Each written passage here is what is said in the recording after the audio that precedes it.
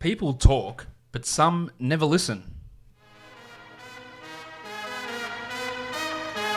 You are Locked On Fantasy Basketball, your daily fantasy basketball podcast, part of the Locked On Podcast Network, your team every day.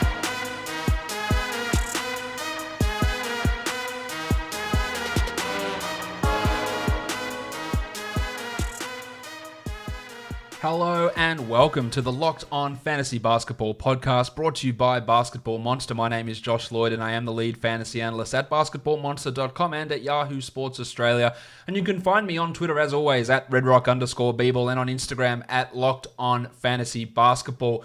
Today we're going to be looking back at Sunday's games. We're going to be covering some injuries across the NBA and also previewing Monday's action. Michael Bolton.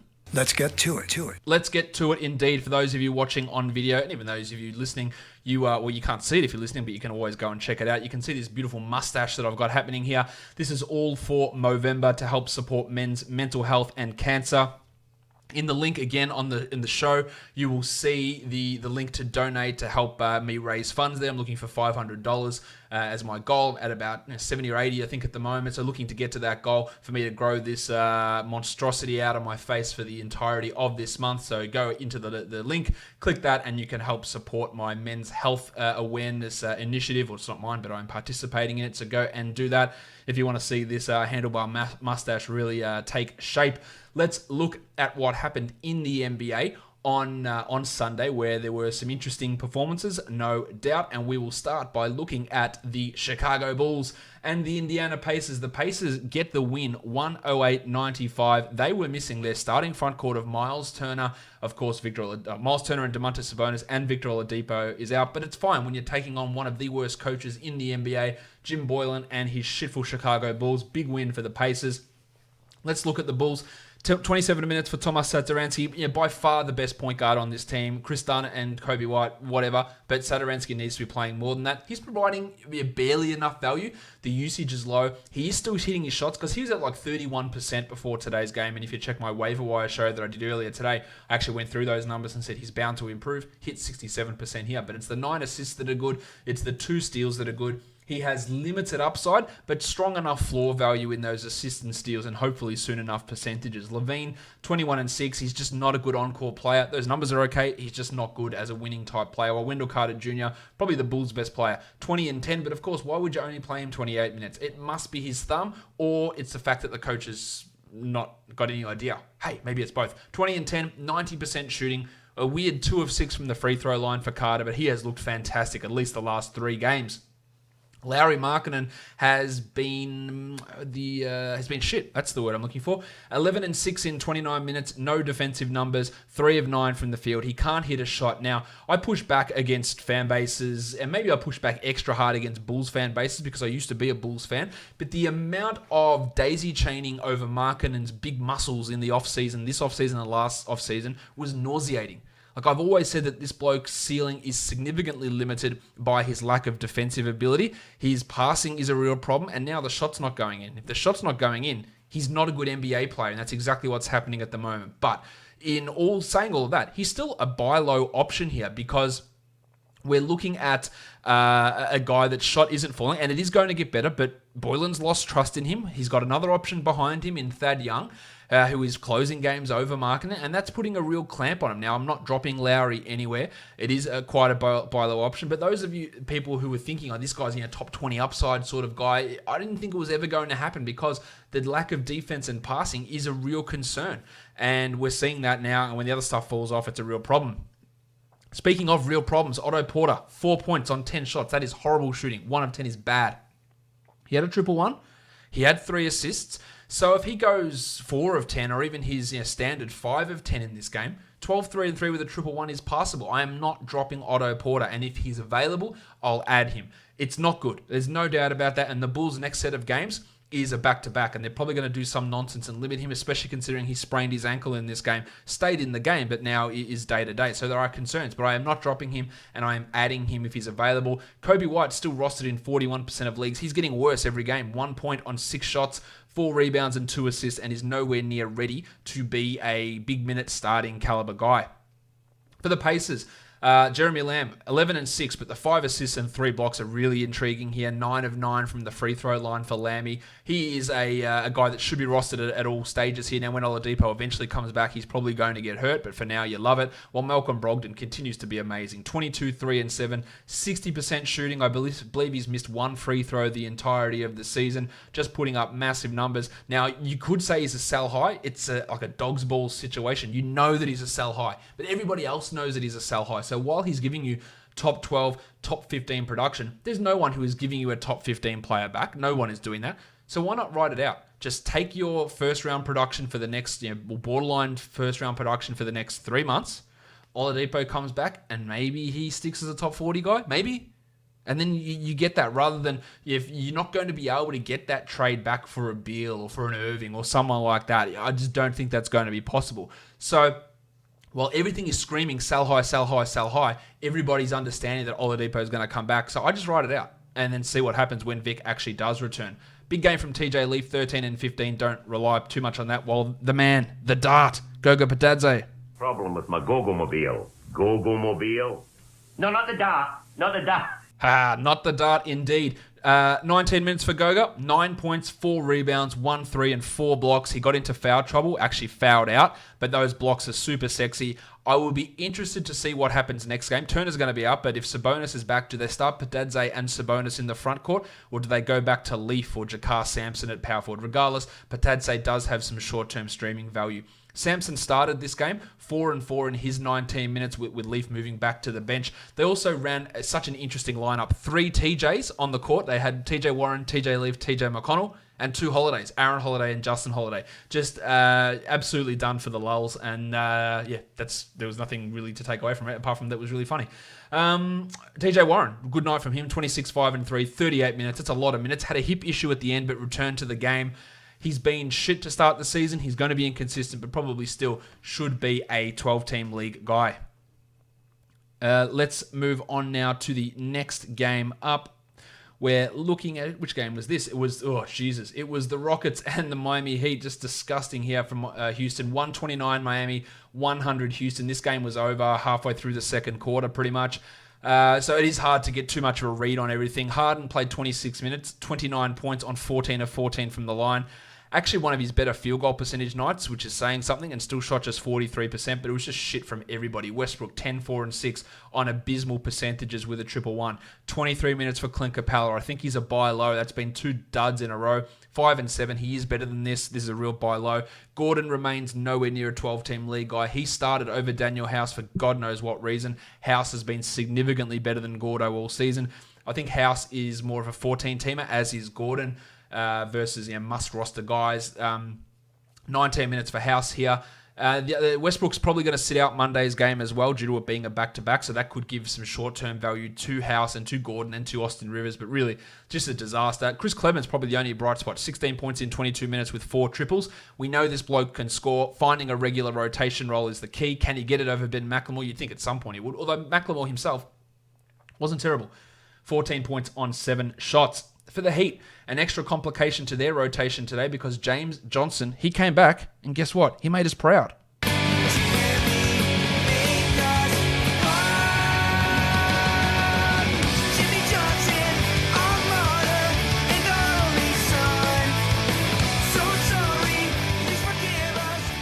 That's definitely the longest sound drop that I've got. It's hard to figure out this rotation because Justice Winslow and Derek Jones Jr. were out.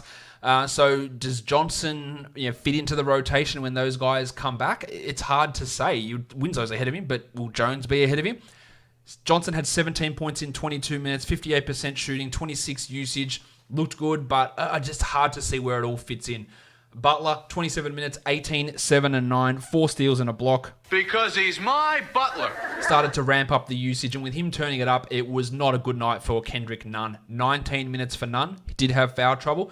The 5 assists are encouraging. The 26 usage is still okay, but that shooting was always going to be at risk of dropping off, and it dropped off. 2 of 10 from the field. Still a hold, but let's see where it goes. While Tyler Hero, you love the fact that he had 7 assists, 12, 7 and 7, but again, how do we figure all this together when, say, Winslow's back and when Jones is back and where they put Johnson in there? Nunn and Hero are putting up good numbers now. But how long is it going to remain? I just continue to be skeptical. Much like I'm skeptical with Myers Leonard. 21 points in 28 minutes. 3 steals and a block, 82% shooting. Well, we know that's not happening, that's for sure. The blocks, he's never been a guy that blocks any shots at all, and they're coming out of nowhere this season. The numbers he's putting up now, yeah, they're worthy of looking at in 12-team leagues. I just don't know how it can be replicable. And then they got a bloke like Duncan Robinson. Like, who knows if he's even going to be in the rotation, that dropped in 23 points with 7 triples, 2 blocks, and 6 rebounds. Like, the rotation is super hard to figure out. I think we're all safe to say that Kelly Olynyk is not even a 14-team league guy anymore. Robinson's an interesting stream player, but just so many weird and wonderful type lines from this Heat squad that it is hard to fully grasp exactly what's going to happen with them moving forward. The next game up, we have got, if you want to talk shit shows, Houston was one, but here we go. The Sacramento Kings, they beat the Knicks 113-92. Let's talk about the good stuff. Rashawn Holmes, 30 minutes, 14 and 10. Those minutes all over the place, obviously. He was in a bit of foul trouble last game, but fine here. He's a must-roster guy. While the Undertaker, Dwayne Dedman, 2 and 8 in 15 minutes. It's not... I think he's a clear 12-team drop. I think that's where we need to go. And you know what? It's getting close for Bogdanovic. Now, Bogdanovic is clearly better than Trevor Ariza, but when Trevor Ariza is playing 25 minutes, it is a concerning thing, and that's been a consistent problem. 6 points for Bogdanovic with 3 assists. I'm still going to hold in most cases. I do believe he will be traded this season. That's my honest opinion. I don't know when, but I don't really have that opinion very often, but I do think he might get traded this year. It is becoming hard to hold. In a 10, he's probably a drop. Bielitsa is an interesting stream, 10, 8, and 6, while the pencil, Harrison Barnesy. 19 points with 3 threes, a steal and a block. Good night from Barnes. Still more of a fringe 12-team league guy. Hield had 22, while Fox had 24 with 6 assists. Strong nights from both of those guys. Now, this is what you all want to hear. The shit show, the New York Knicks. They were trash. They are trash. They have been the worst franchise in the NBA for decades. David Fizdale is the worst coach in the NBA. It is not remotely close. He does things that make no sense to anybody. Mitchell Robinson came off the bench in this one.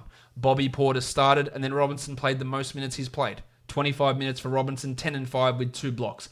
4 of 4 from the field. You can't do anything with Robinson. You can't drop him. You can't sell him.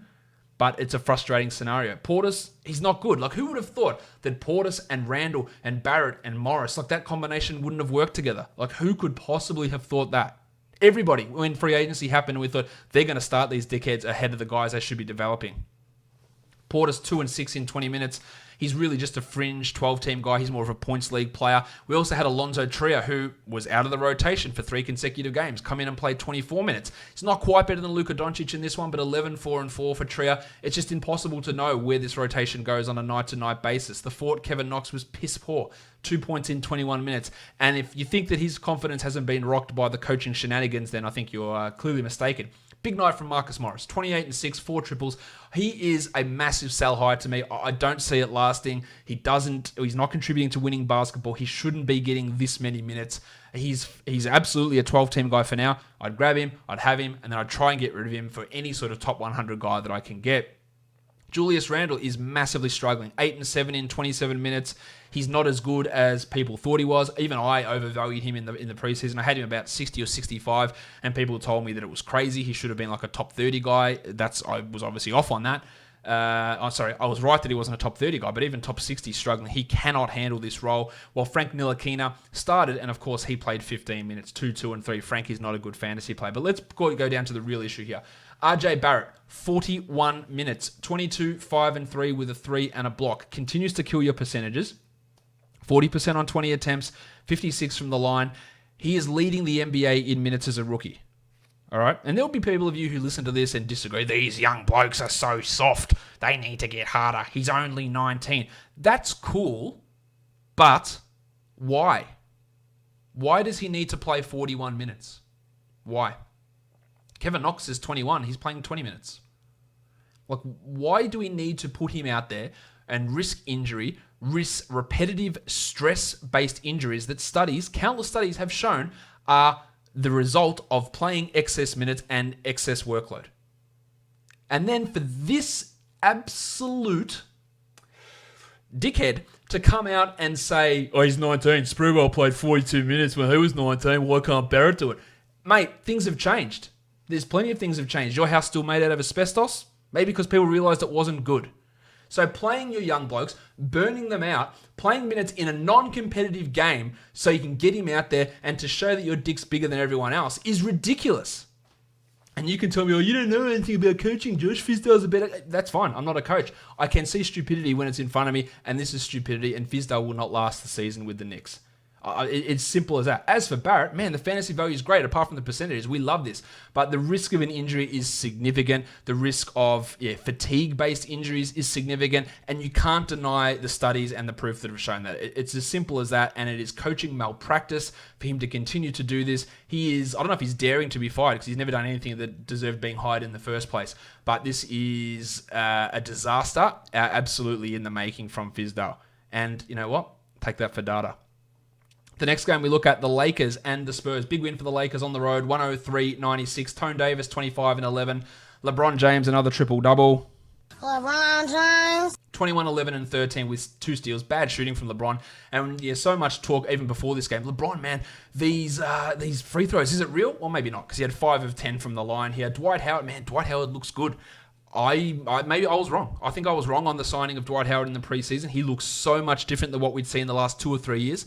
14 and 13 with 2 blocks, 7 of 7 from the line. The same caveats apply that the free throws, you have to be ready to deal with it. But he's a 12-team league guy. JaVale is a clear drop, 2 and 3 in 11 minutes for McGee. The future MVP, Kyle Kuzma, he had 5 points, and 3 of those came on a half-court heave. He does not look good. He is not a must-roster guy, in my opinion, for 12-team leagues. He's more a 14-team league play. He will be better than this, but he is significantly overrated.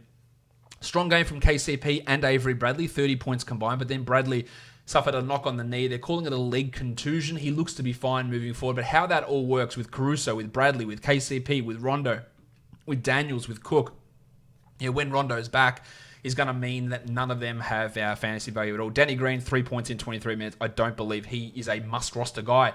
For the Spurs, 24 minutes for DeJounte Murray. His per-minute numbers are unbelievable. 18, 11, and 4, 2 steals and a block. If he gets to 30 minutes and can maintain this rate, the top 40 is absolutely in play, maybe even higher. Looks great. Maximum Derek White was actually okay as well. Maximum Derek. And these guys are eventually going to have to play together. They have to. They can't just play 24 minutes apiece. 12 and 3 for White with 2 steals. Remains interesting as a 12-team league guy. A nice bounce back or throwback from Rudy Gay, 16 and 10. While Bryn Forbes had 12, 3 and 3. And the 3 steals from Forbes is... A surprise, to be sure, but a welcome one.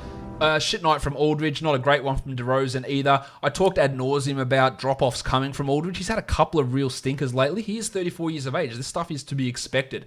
But 8 and 5, he will be better than that most nights. While we're still not getting enough Jakob Poeltl, we're not getting any Lonnie Walker. Damari Carroll's barely playing. Some people are baying a little bit for Popovich's blood in a metaphorical way. The next game that we take a look at, the Dallas Mavericks and the Cleveland Cavaliers. Jesus. 131 Dallas, 111 Cleveland. Luka Doncic, he's good. No, he's not good. This guy is a star. He is an all-star this year. He is a future MVP in the non-sarcastic sense. 29, 14, and 15, 5 threes. I've still yet to see him do it against NCAA caliber athletes, so I'm holding back some judgment. But 6 of 6 from the line, 53% from the field. First round guy this year, maybe. Definitely a top 20 guy. He is unstoppable. 18 and 9 for Porzingis.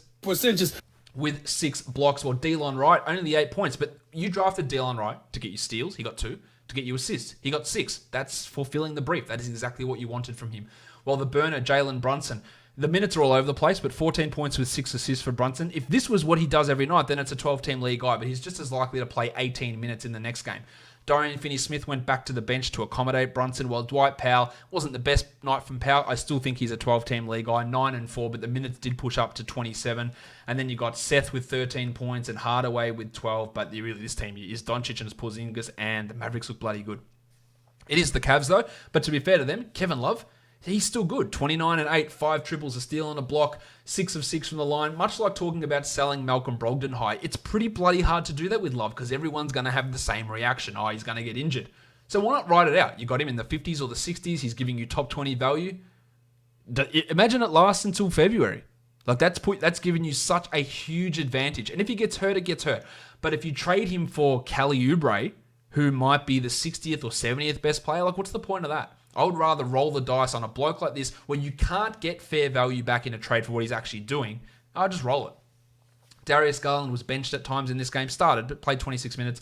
9 points, 5 assists, and 2 steals. He's a little bit of a way away from being a standard contributor, while Tristan Thompson, 11 and 12, 4 assists, a block. The numbers continue to be good, a 12-team league guy. The Padawan Colin Sexton, I think we all need to be surprised by the fact that he had 6 rebounds, but only the 10 points, the shot didn't fall. He, along with Garland, was benched at the start of that third quarter, while Larry Nance, it's getting real close to saying Nance. He's a 10-team drop for sure. He's real close to a 12-team drop type scenario, while 20 minutes out of Brandon Knight, out of nowhere. Got no idea if that's going to repeat again. He got those minutes because of the benching of Sexton and Garland of old Sexland. While Jordy Clarkson, another strong scoring night. A good points league guy, an interesting stream guy for the points category in category leagues, but not a must roster guy by any stretch of the imagination. Let's move on to the last game of the day. It was the Clippers and the Jazz for the second time this season. The Clippers get the win at home, 105-94. Don Mitchell was pretty strong. He's Don. He's good. 36 points with 6 assists, 4 triples and 2 steals on a stellar 52%, and really encouragingly 14 attempts at the free throw line. Unfortunately, he only hit 10 of them, but getting those free throws up is what can bring Mitchell eventually into a top 15 player. With Mitchell playing that well, Mike Conley struggled, 8 points, but again, it was just the piss-poor shooting that's a real problem. He played 35 minutes, so that's encouraging, but 2 of 10 from the field. Also, no threes, no steals, no blocks, 1 rebound and 1 assist. It is an absolute turd burger from Conley. Again, if his manager is frustrated, you throw a real buy low on him. I'm not overly concerned as we move forward. Royce O'Neal started. He missed all 4 of his shots, while Jingle and Joe Ingles, 9 points in 28 minutes. The upside really isn't there for Ingles, I don't think. In a 10-team league, I think he's a drop. In a 12, it really depends on who's on your wire and who you're looking at, but he's not the same player that he was in the past. Bojan Bogdanovic, 19 points, 4 assists, a really full line for Bogdanovic, who's taking a lot of shots. 29% usage to Conley's 22% is something that I'm not sure is going to be sustainable, but he's putting up good numbers. While Gobert, so empty, 12 and 14 with no blocks. He has obviously, Gobert, been a real disappointment this season, but still a buy low opportunity. Tone Bradley getting the Ed Davis minutes. Okay from Bradley, 8 and 5 in 14 minutes, 2 blocks, 20 teamers. For the short term, where Davis is out for a few weeks with a leg fracture, Bradley is absolutely worth a look because he's shown significant improvements across preseason, and that's a really nice start here in his first real go as the primary backup center. On to the Clippers, the fun guy Kawhi Leonard. I'm a fun guy. Just a staggering usage, 41%. He had 30 points. It took 26 shots, but a nice 10 of 12 from the line. 3 steals, a block, 6 rebounds, 3 assists, and another great game from Ivica Zubac. 11 and 9 with a block. Now, his upside is really low. But if you're looking, say you drafted and you were looking for that big man at the end and you grabbed a Jakob Poeltl, the options you had at the end of the draft were a Zubac, a Poeltl, and a Cody Zeller. The Zeller one's worked out fantastically. The Poeltl one's been terrible. So if you grab Poeltl, switching for Zubac, who's providing those numbers we thought Poeltl would do, is an interesting move. Montrezl Harrell, the table, 19 and 8, poor free throws. It's a pretty typical line from him. While Paddy Beverly, if you drafted Beverly, you're not drafting him for scoring. But 9 boards, 3 assists, 2 steals, 1 block. I think, well, he should be doing what you expected him to do. Jermichael Green was strong in this one as well, 12 and 6 in 24 minutes, but not a long-term solution. We're all well aware that Landry Shamet is not a 12-team league guy, 10 points in 27, while Paddy Patterson, who'd been playing pretty well, didn't. He had 1 shot, 0 points in his 12 minutes. Lou Williams was okay, nothing too spectacular, 17, 5 and 3 on some pretty poor percentages, including just 4 of 6 from the free throw line for Lou Williams. That is all the games from Sunday.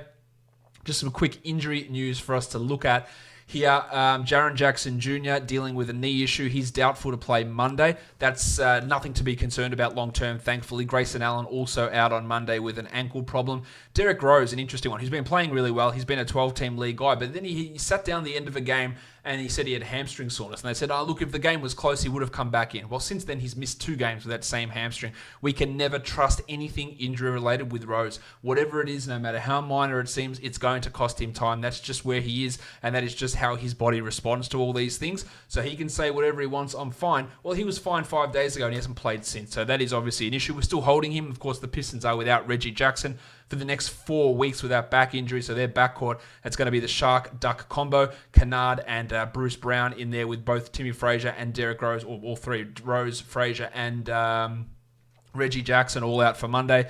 Domantas Sabonis missed today's game with a calf, as we talked about. We don't know about his long-term value or long-term outlook. It doesn't appear to be serious, so nothing to be concerned there, while Maxi Kleber also missed today's game for the Mavericks with a knee injury. He's been providing some nice blocks and threes type numbers, probably more 14 team, as I touched on. If you haven't checked it out, go check out the Waiver Wire show I did. It's on the podcast feed. It's about 15 minutes worth on the YouTube channel. Looking to put those out once a week. Looking to put out some bonus small episodes during the week. Still working out the exact schedule of how they'll go. So check that out over there.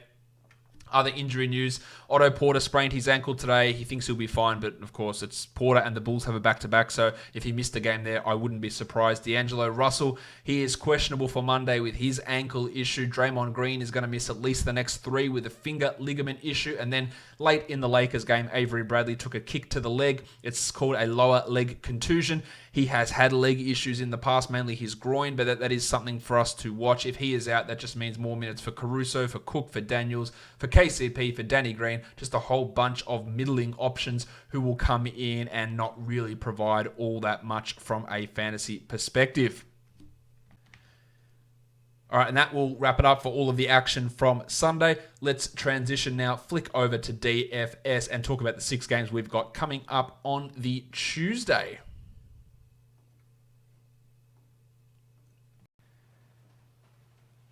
All right, let's look at these games for Monday. Looking at a DraftKings point of view, the first game is the Pistons and the Wizards. No spread out for this one at the moment. Not really sure why. We know that Derrick Rose is out. We know that Tim Frazier is doubtful. So we're going to get more of the duck shark backcourt combination. Luke Kennard and Bruce Brown. Baby shark, That ran over the weekend. For the Wizards, Jordan McRae and CJ Miles are both questionable. They don't look to really have too much of a role for this team initially, and not enough to make a DFS impact. For the point guards, Luke Kennard is listed as a point guard. He's at 5,000. He had 34 on the weekend. You have to like him here. Really, really strong play. While Langston Galloway at 32. I'm not sure the upside's there for Galloway, but at almost minimum salary, when he's going to have to push fairly close to 30 minutes, is definitely worth looking at. Isaiah Thomas is at 49. He's been killing it. His lowest score is 28. So there's a ton of DFS value in this game, especially for the point guards. Ish Smith, not someone I'm super interested in, but Kennard and Isaiah Thomas and even Langston Galloway all can have some use. At shooting guard, Bruce Brown, the Shark himself, 3,200. He was a career best last game. 39 points in 40 minutes, and while I don't expect him to get to that level, I would prefer spending the 32 on Brown versus the 32 on Galloway. He is a fairly strong option here. Troy Brown on the other side for Washington, he's at 36. Just not sure the minutes are quite there yet, and Tone Snell is just a no from me nearly always. Brad Beal is at 9,400. Now, the Wizards got caned last time out, so he only played 28 minutes and had 32 points. They should at least be able to remain competitive here against the Pistons. So Beal is not a bad high-priced guy who should be looking at a decent enough bounce back. For your small forwards, Markieff Morris, that well-known small forward, he's at $4,000. He just has not been doing really all that much impressive. I'm not sure the upside's there. As a floor value, it's not terrible, but there are better guys out there. While Davis Bertans at 39, I'd much rather take Bertans at 39 than Morris at 4,000 personally. For the big blokes, Rui Hachimura, 5,700. I think that's too high for Rui. 6 points last game. He'll be better than that. But 57 gives you very limited upside on what Hachimura can do. Tom Bryant, the tank, at 74. Look, disappointing last time out. The last couple have been a bit off for Bryant. I think there are better centers that you can find. One of those better centers is Andre Drummond, who's at 10,400, but that shouldn't really worry you too much because he is just dropping big game after big game after big game, and I really like him here. The Woodsman, 3,300 for Christian Wood. He had negative 0.5, so that should give you all the information you need to know about how he has been performing of late. Let's look at the next one now. Those pesky New Orleans Pelicans taking on the Brooklyn Nets. Derek Favors is listed as questionable for the Pelicans. Of course, his status is going to have an impact on guys like Jahlil Okafor, Kenrich Williams. This whole rotation, though, is really all over the place for the Pelicans. It is hard to get a full grasp on things. Will they run with the Okafor minutes more if Favors is out? Will it be someone like Jackson Hayes or Nicole O'Malley, who's been starting at power forward? It is hard to get a full grasp on what Gentry is trying to do there in that rotational system. At point guard, Kyrie is at 9,500. I think you should feel pretty good about the floor value in Irving there, so that's a really strong one. Spencer Dinwiddie's at 5,500. Nets fans are absolutely killing this bloke for his on-court play. His fantasy production's been okay. I'm not sure that his upside is all that high, but a decent enough floor for Spence. Drew Holiday's at 8,300, hasn't been at that level. I reckon he's a fade guy. And then you got Frank Jackson, who can always blow up for a big scoring night, but does almost nothing else, which makes him a limited DFS play. Karis LeVert is down to $6,000. That looks relatively appealing. I like the matchup for LeVert, but only 23 points last game gives me some level of pause, but I'm okay getting back on that. While 43 for JJ Redick, I think there are better ways to spend your 4,300. Garrett Temple getting some big minutes. Production's up or down. He had 39 and then he had 13 in almost the same amount of minutes. That's just the Garrett Temple experience. While Smoking Joe Harris at 48, limited upside, solid enough floor, which again for cash games can get it done. Josh the Hitman Hart's at 5,100. He had a real big one last time out, 41 points. He's been giving us that 25 mark relatively consistently, clearly ahead of Nickeil Alexander-Walker. So that should give you some level of appeal there with him. The other news for the Pelicans, which I should have touched on earlier, Brandon Ingram had to leave last game with a head issue. He is fine to play in this one. The fact that he only played 13 minutes last game did boost the production of someone like Hart, so we do have to pay attention to that. The artist formerly known as Torian Prince really putting up some big numbers. He's at 5,400. I like the floor value in him, while Ingram at 72. We throw that last game out where he only had 15 points. I think both he and Prince are strong cash and tournament options. Kenrich Williams is neither of those things. At center, DeAndre Jordan has started the last two games and actually had a big one last time out. 38 points in 30 minutes at 5,300. Will they prefer to use DeAndre against like an Okafor and Favors? I think probably they will. So at 5,300, there is some value in Jordan, who's looking a little bit better of late, while Okafor at 3,100. Look, if Favors is out, that is an absolute no-brainer. 38 points last time out for Okafor, averaging 31 across his last three, and one of those was an absolute turd burger. So at 3,100, he would be a no-brainer. As for Favors at 53, that's a strong fade, and Jarrett Allen at 44, only really interested in tournaments, and Nicole O'Malley just not doing it for me at this point. Next up, we look at the Rockets and the Grizzlies. The Rockets on a back-to-back, they got absolutely destroyed in the game against Miami on Sunday. 6.5 point favorites here though. 234.5. Triple J, Jaren Jackson Jr. is doubtful for the Grizzlies. Grayson Allen is out. It looks like Houston will be without Russell Westbrook as well. Second game of a back-to-back. They said they were going to sit him out of this one. Brandon Clark listed as probable. Clark, I would imagine, will start next to Jonas Valanciunas with Triple J out. At point guard, Jimmy Harden's at 10-8. Harden, you struggled a little bit against Miami. Still put up 39 in 26 minutes, and I think without Westbrook, it could be a 70-80 type performance for Harden. I really like him here. Ja Morant's at 66. Strong performances from Ja the last couple at 6,600. Real value in him as well. Austin Rivers will be getting a boost with Westbrook likely sitting at almost minimum salary, 3,100 for Austin. That is some GPP value. That's about it. Tyus Jones, Chris Clemens. With Allen out, Jones at 3,100. 3,800. There maybe is some upside if they decide to play him alongside Ja Morant, but I'm not super invested in it. Another interesting name to watch is Chris Clemens. Minimum salary guy, $3,000. Came in today, 24 points in 20 minutes with Westbrook out, McLemore not good, Gordon struggling. Maybe we get another 20 minutes out of Clemens. It seems unlikely, but if you're looking for a differentiating factor in a tournament lineup, maybe that could be Chris Clemens. Probably isn't, but maybe it could be. As for Gordon, $4,000. He's been so trash, but with Westbrook out, this is the opportunity to at least try using him. While Dylan Brooks at 4,200, I think he's got limited upside, maybe for cash, but even then, I wouldn't trust it. While Marko Guduric at 3,100 hasn't really been doing that. Although, again, the absence of Allen does open up the opportunities. At small forward, Jay Crowder's at 48. That's too expensive for Crowder. Kyle Anderson's at 36. Similarly for him. Danny House at 45. Moved to the bench on Sunday and struggled like the rest of the team. 4,500 is probably too expensive for me. While Tabo, PJ Tucker, Solomon Hill, I'm not really seeing the love in any of those guys at their current salary. For the big men, I have to love Brandon Clark. 4,800.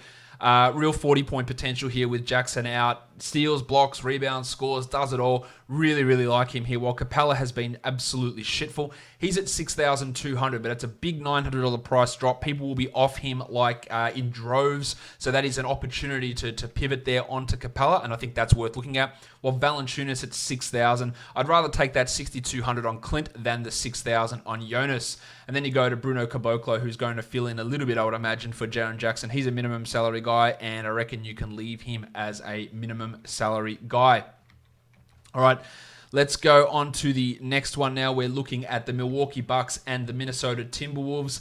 No Karl Anthony Towns. He continues his suspension, the last game of his suspension here in this one. The Bucks are favored by 6 on the road. The total 230.5. Wes Matthews left last game with an ankle injury. He's questionable. If he is out, I expect Dante DiVincenzo to start, who was really good last game. Paddy Connaughton's also probable with a shoulder issue.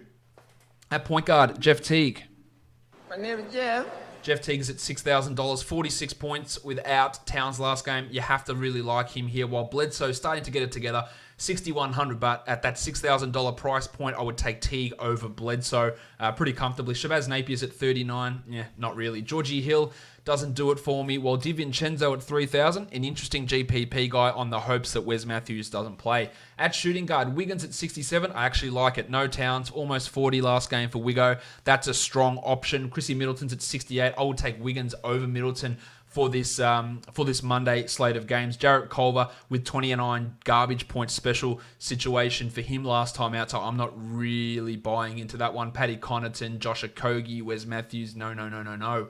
At small forward, Jake Layman's at 3,500. I don't really care. I don't know why I mentioned it. Rob Covington at 56. I do like that. With Towns out, that does help Covington. While Gianni Antetokounmpo, 11,300. Don't worry about the free throws. He's just smashing it in counting stats, averaging 60 a game so far. So I think we really, really like him as that high-priced guy to pay attention to. At center, Gorgie Jeng, 3,300. He dropped 40 last game. Now, we can't be expecting him to be as good, but he only played 24 minutes in that game on Saturday for 40 points. So at 3,300, love it. He's going to be chalk as anything, so he's going to be in all lineups. So in cash, it's almost impossible to avoid him.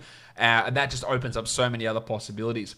Lopez is at 5,200. Brook Lopez, that is. Not really doing enough for me to consider him there. Ersan Ilyasova, Jordan Bell, Robin Lopez, Noel Vonleh. None of those guys have really any sort of appeal to me at this point.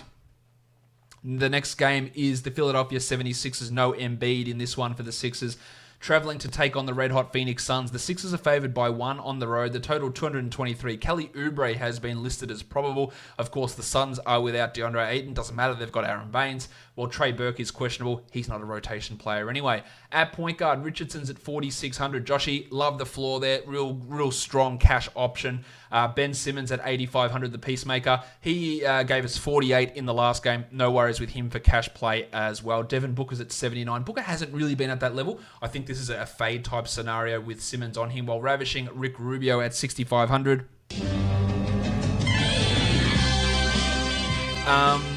I reckon you can find a better point guard option like, say, Jeff Teague from the previous game. Javon Carter, Tyler Johnson, no. At shooting guard, the painter, Matisse Thybulle. He should start, but he was really bad over the weekend. 11 points in 17 minutes. But a clear 20 to 25 point upside makes him at least a GPP guy at worst. While Furkan Korkmaz at 3,000, he dropped in 23 points. He's had a couple of explosions. He is not reliable. McCall Bridges also not reliable. At small forward, Dario Saric at 4,700. Cash floor, strong. Upside for tournaments, low, so a cash guy. Toby Harris at 7,000, love that for both formats. While Prison Mike Scott at 3,200, maybe look at him as a GPP guy. Oubre's at 63. The last few from Oubre have been a little bit off. Maybe that's because of the adductor issue that's causing him to be listed as probable, so we might just fade off of him. For the bigs, Al Horford, 6,900. Giggity indeed. I love what he did last game. 48 points without Embiid, so that's one that I'm really looking into. Frank the Tank's at 42. The Cock Monster Kylo Quinn's at 32. If I'm going to take one of them, it's probably Kaminsky, but even then I'm not super strong on them. While Aaron Bainesy Baines, 36 average over the last 3, 32 in 28 minutes. Foul trouble is the only thing that worries him, but with Embiid not there to draw those fouls, at 51, I feel myself drawn towards Baines just because he's out there banging in threes, he's grabbing boards, he's passing, he's doing so much, and that 51 is not a prohibitive price point, so I do think that he should at least be considered. The last game we look at is the Portland Trailblazers, the banged-up Blazers against the banged-up Warriors. D'Angelo Russell is listed as questionable. Draymond Green is out. We know Steph Curry is out. Rocket Rodney Hood and Hassan Whiteside are probable, while Zach Collins is going to be out for months and months and months.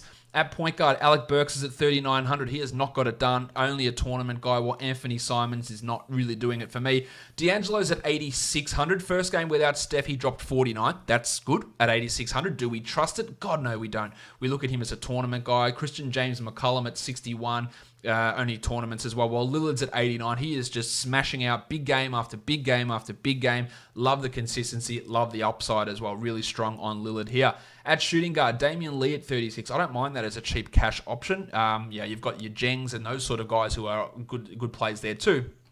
But Lee is providing some good numbers. Rocket Rodney Hood's at 37. He's also providing really strong numbers and is ready to go. So I'm okay with using him at that cheap salary. Who else have we got? Geordie Poole's at 41. Now, look, give me Hood at 37 every day of the week over him. At small forward, Tony Tolliver at 3,200. Started at centre last game, but with Whiteside likely back, he should shift over to power forward. Only had 12 points in 27 minutes, but that's not a high price. There are better cheap options around. While Hezonja is at 3,700. I like Hezonja more than Tolliver. Mario had 38 points last game. He can rack up steals, assists, rebounds, score, hit threes. There's risk involved in him, of course, because he can disappear, but he does have clearly the higher upside than Tolliver. Eric Pascal at 5,000. Draymond's out, so he should start. He should get to that value number pretty comfortably, while the little dog Glenn Robinson's at 4,700, more of a GPP guy. At centre, Willie Cauley-Stein's at 45. I don't really see the upside with his minutes being limited, but there's enough there for a floor value, while Hassan Whiteside's at 64. With the knee bothering him and the fact that he just doesn't close games because he struggles so much at times perimeter-wise defensively, that limits him, while Labissiere at minimum salary. If Whiteside was out, I'd be all about Scal, but Whiteside's playing, so that limits Scal's upside, and of course, Marquise Chris isn't good. Kai Bowman is the one we want to look for if D'Angelo Russell's out. 4,300. He had 35 points in 39 minutes with Russell out on Saturday. So if D'Angelo is out again, then we fire up our Kai Bowmans to really lock in some of those cheap price options, which is exactly what he is. Let's flick it to FanDuel and look at some value plays over there. Jeng comes in pretty strong. I like Valanciunas. I like the Shark, Bruce Brown. I like the Duck, Luke Kennard. I like Torian Prince. I like Rui at 55, a much better FanDuel than DraftKings guy. Eric Gordon's an interesting GPP option. Brandon Clark at 56 is really, really strong value as well. Markieff Morris at 43 has more value there. I like Harden and Teague and Galloway and Horford, Richardson, Wiggins, Covington, Simmons as well coming in pretty strong over on FanDuel.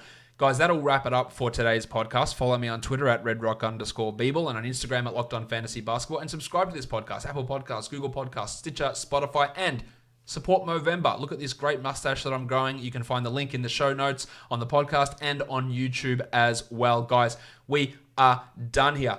Thank you so much for listening, everyone. See ya.